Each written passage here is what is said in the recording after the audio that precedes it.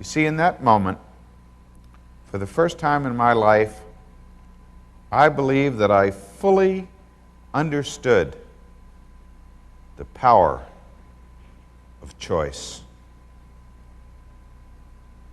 For the first time in my life, I believe that I began to understand that I was responsible for Mitchell.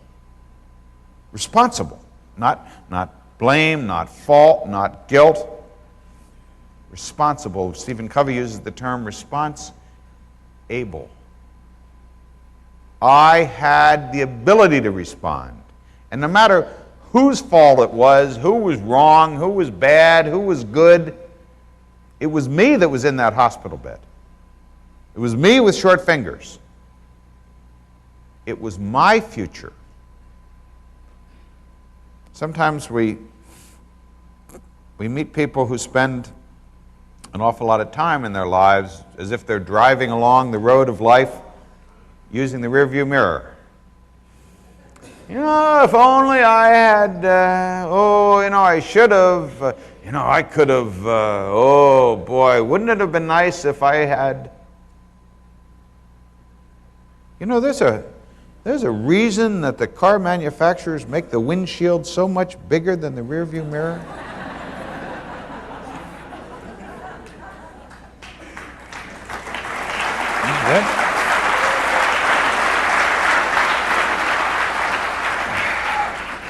Fascinating what happens when we look forward, when we think about what we can do, what we're going to do. Sure, we use the experience of our life to move us forward,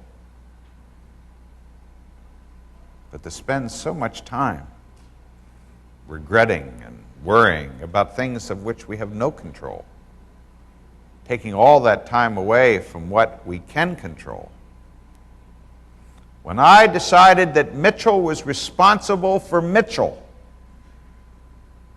my life changed.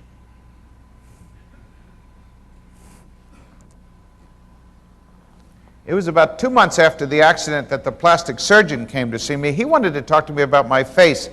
He said, "Mitchell, literally your face has been burned off. We're going to have to give you a new one." What did you look like before the fire? Could you describe yourself? Do you have any photos from home? And I couldn't remember any pictures from home particularly. Has anybody here ever tried to describe themselves to somebody else? They call you on the phone, "What do you look like?" And you say, "Well, I remember specifically what I told the doctor. I said, I was very handsome. In fact, I looked a lot like Tom Cruise. If you could just make me look like him again, everything will be just fine." Unfortunately, at that moment, my other wonderful, just magnificent nurse, June Fulbright. June Fulbright, I spoke a few years ago for the critical care nurses. I'm going to be at the operating room nurses in New Orleans for those of you who will be there in a couple months. And I spoke for the critical care nurses. And there on the front row center sat June Fulbright as my invited guest. 19 years after she had picked me up when I fell down.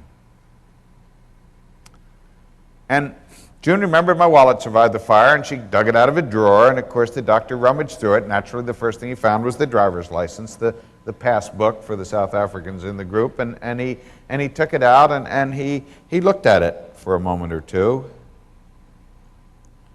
and then looked back at me, lying in bed, completely immobile.